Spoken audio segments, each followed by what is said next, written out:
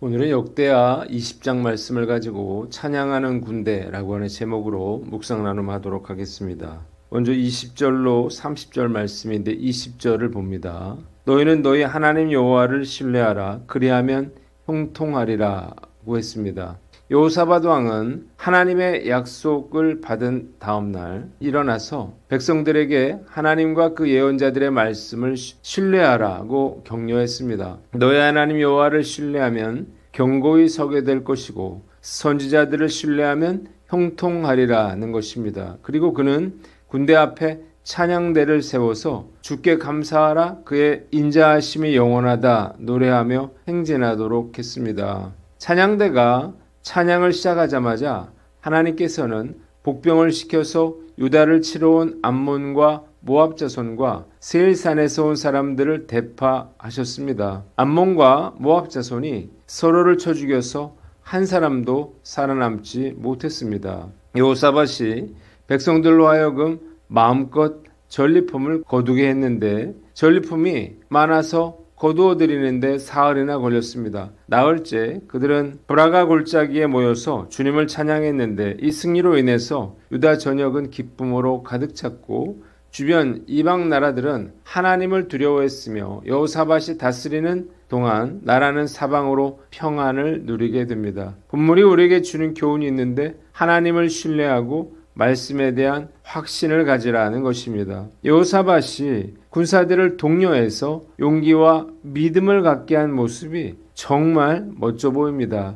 사실 유다의 군사력으로 모압과 암몬의 연합군과 맞서 싸운다는 것은 불가능한 일이죠. 군사의 숫자가 상대도 되지 않았기 때문이에요. 그러나 여호사밧은 전혀 두려워하지 않고 군사들에게 두 가지를 강조합니다. 첫째로 하나님 여호와를 신뢰하라는 거예요. 여호사밧은 백성들에게 하나님 여호와를 신뢰해야만 견고해질 수 있다고 말합니다. 승리의 첫 번째 조건이 적군의 숫자가 아니라 하나님을 향한 흔들리지 않는 믿음을 가져야 한다는 사실을 확신했기 때문입니다. 둘째로 하나님의 선지자들을 신뢰하라는 거예요. 선지자들을 신뢰하라고 하는 것은 곧 그들이 전한 하나님의 말씀을 신뢰하라는 뜻이죠. 하나님의 말씀을 믿는 것은 그들에게 형통을 가져다 줄 것이었습니다. 진정한 영적 리더라면 여호사밧처럼 하나님을 향한 신뢰와 말씀에 대한 확고한 믿음을 갖도록 독려해야 할 것입니다. 리더가 불안해하거나 상황에 압도되는 모습을 보이면요, 공동체 전체가 흔들리게 됩니다. 여호사밧처럼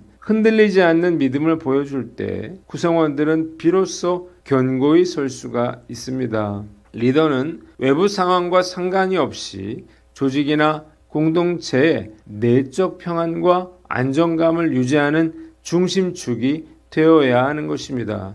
뿐만 아니라 리더는 자신의 인간적인 지혜나 전략이 아닌 하나님을 향한 신뢰와 말씀에 근거하여 명확한 방향성을 제시해야 합니다. 위기일수록 어떻게 할까가 아니라 우리가 무엇을 믿고 나아가야 하는가에 집중해야 하는 거예요. 결국 진정한 리더십은 리더 자신의 하나님을 향한 믿음과 확신에서 나옴을 알 수가 있습니다. 저의 목회 성패 역시 제가 얼마나 하나님을 신뢰하고 하나님의 말씀에 확신을 가질 수 있느냐에 달려있음을 깨닫습니다. 제가 믿지 못하고 흔들리는데 과연 누가 저의 말을 믿어줄까요? 결국 제가 얼마나 하나님의 주권을 인정하며 하나님께 순종할 수 있느냐가 중요한 것입니다. 돌아보면 늘 저의 마음속에 이런저런 변명과 생각이 자리 잡고 있었다는 사실을 깨닫게 됩니다. 하나님보다 상황을 봄으로 인해서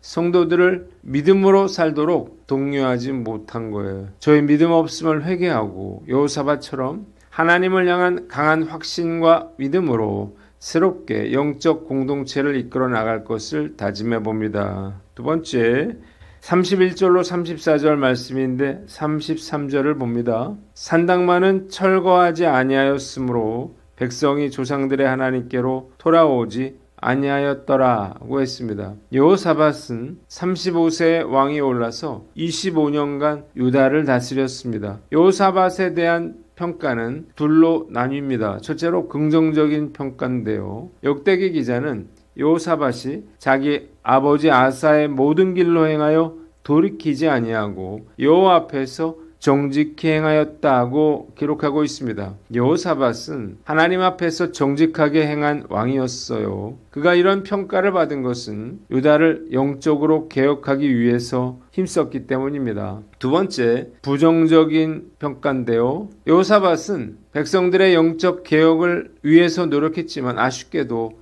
산당만은 패하지 않았습니다. 이에 백성들은 여전히 산당에서 제사를 드리면서 분향을 하죠. 본문이 우리에게 주는 교훈이 있는데 온전히 순종하라는 것입니다. 여호사밧은 하나님 보시기에 옳은 대로 행했다는 평가를 받았습니다. 이유가 무엇인가요? 첫째로 그는 하나님 보시기에 옳은 일을 행하였습니다. 그는 최선을 다해서 우상을 철폐하고 남색하는 자들을 쫓아내며 영적 개혁을 이루었습니다. 둘째로 믿음으로 암몬과 모압과의 전쟁에서 승리했습니다. 그는 믿음으로 승리할 수 없는 전쟁에서 승리했는데요. 이것은 하나님을 향한 그의 믿음과 말씀에 대한 확신이 가져다준 짜릿한 승리였습니다. 여호사밧이 하나님께 좋은 평가를 받기는 했지만 그러나 결정적인 잘못을 저질렀습니다. 그가 아버지 아사와 마찬가지로 산당을 그대로 둠으로써 우상 숭배의 여지를 남겨두어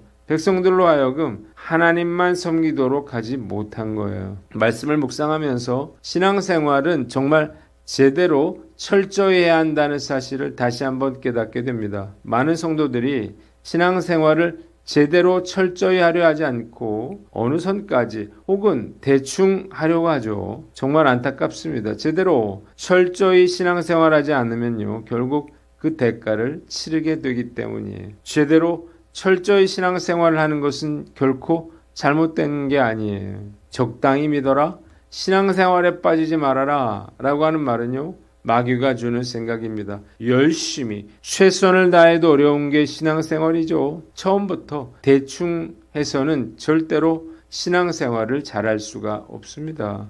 저도 예전에는 선을 정해놓고 그 선을 넘으면 안 되는 것처럼 생각했던 적이 있었는데요. 정말 어리석은 생각이었고 아까운 시간을 허비했다는 생각이 듭니다. 신앙생활은 제대로 철저히 해야 한다는 사실을 깨달으시기를 바랍니다. 과연 마지막에 저를 향한 하나님의 평가는 어떨까? 여호사밧처럼 아쉬움을 남기지 않도록 저의 남은 생애 동안에 저의 최고의 신앙과 믿음으로 주님을 섬길 수 있기를 간절히 기도합니다. 세 번째, 20장 35절로 21장 1절 말씀인데 37절을 봅니다. 왕이 아하시아와 교제함으로 여호와께서 왕이 지은 것들을 파하시리라고 했습니다. 본문에는 여호사밧이 다시스의 선단을 만들어서 오빌에 보내 금을 얻으려 하다가 선단이 에시온게벨에서 파손한 사건이 기록이 되어 있습니다. 여호사밧은 북왕국 이스라엘과 손잡고 솔로몬 때의 영광을 재현하기 위해서 선단을 만들었죠. 이때 엘리에셀은 여호사밧에게 그가 아하시아와 동맹을 맺었으므로 하나님께서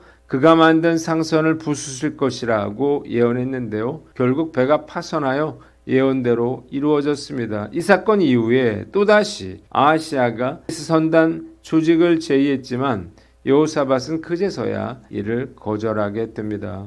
본문에 우리에게 주는 교훈이 있는데 악한 자들과 어울리지 말아라 하는 것입니다. 여호사밧의 치명적인 잘못은 악한 아합 왕조와 연합관계를 지속했다는 것입니다. 이미 그는 아합과 동맹을 맺고 아람을 치러 길랏 라모스로 올라갔다가 하마터면 목숨을 잃을 뻔했습니다. 그런데 아합이 죽고 난 후에도 아합의 아들 아하시아와 우호적인 관계를 유지하고 그와 함께 선단을 만들었다가 배가 파손되고 말았습니다. 여호사밧이 이렇게 한 이유가 있는데요. 첫째로 그가 이스라엘 왕 아하시아와 공동으로 배를 만들어서 다시스와 무역을 하려 했기 때문이에요. 당시 해상무역은 남북이 분열된 이래로 중단됐었는데요. 이에 아하시아와 여호사밧이 함께 배를 건조해서 솔로몬 시대의 영화를 재현하고자 한 것입니다. 그러나 배가 파손하여 이 일은 수포로 돌아갔습니다. 하나님께서 이 일을 막으신 이유가 무엇인가요? 선한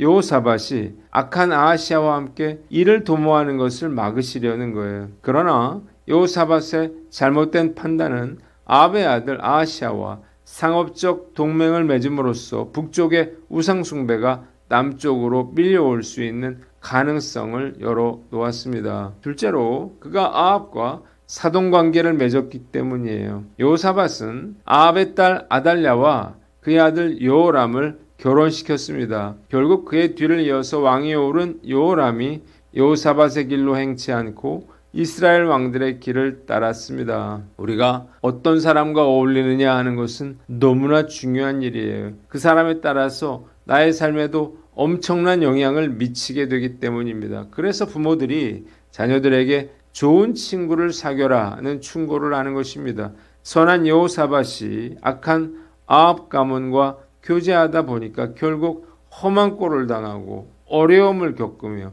자식뿐만 아니라 백성들에게도 큰 고통을 가져다주고 만 것입니다. 바울은 너희는 믿지 않는 자와 멍해를 같이 하지 말라. 의와 불법이 어찌 함께하며 빛과 어두움이 어찌 사귀며 그리스도와 벨리알이 어찌 조화되며 믿는 자와 믿지 않는 자가 어찌 상관하며 라고 말했습니다. 우리를 죄의 유혹으로 이끄는 사람이 있다면요, 당장 그를 멀리해야 하는 것입니다. 제2차 세계대전 중에 독일 나치 점령 하에 있던 프랑스나 노르웨이와 같은 유럽 국가들에게는요, 나치 독일이라고 하는 악한 세력과 협력하여 개인적인 이득, 권력 또는 생존을 추구했던 수많은 나치 부역자들이 있습니다. 콜라보라시옹이라고 말하는데요. 이들은 나치에 적극적으로 협력했고 이에 따른 보상을 받았습니다. 그러나 전쟁이 끝나고 어떻게 됐나요? 나치가 패망하자 나치 부역자들은 잔혹한 대가를 치러야만 했습니다. 독일로부터 해방된 국가들은요, 대대적인 숙청 작업을 벌였고 나치 협력자들은 재산을 몰수당하고 투옥되거나 심지어 대중 앞에서 공개적인 굴욕과 폭력을 당했습니다. 노르웨이의 비드쿤 크비슬링처럼 나치에 적극적으로 협력했던 인물들은요, 국가 반역죄로 처형당했습니다. 이런 사례는 악한 세력이 일시적으로 강력해 보일지 몰라도 그 힘은 영원하지 않으며 불의한 연합에 참여한 자들은 결국 그 세력의 몰락과 함께 심판받게 된다는 사실을 보여주는 것입니다. 사소한 이익이나 정에 연연하다가는 여호사밧처럼 큰 화를 당할 수가 있는 거예요. 아합과 어울리다가 큰 어려움을 당한 여호사밧의 어리석음을 기억하고 악한 자들을 멀리하시는 저와 여러분들 되시기를 주님의 이름으로 축원합니다. 기도하겠습니다. 하나님을 신뢰하고 말씀에 대한 확신을 가지며 온전히 순종하며 악한 자들과 어울리지 않게 하여 주시옵소서.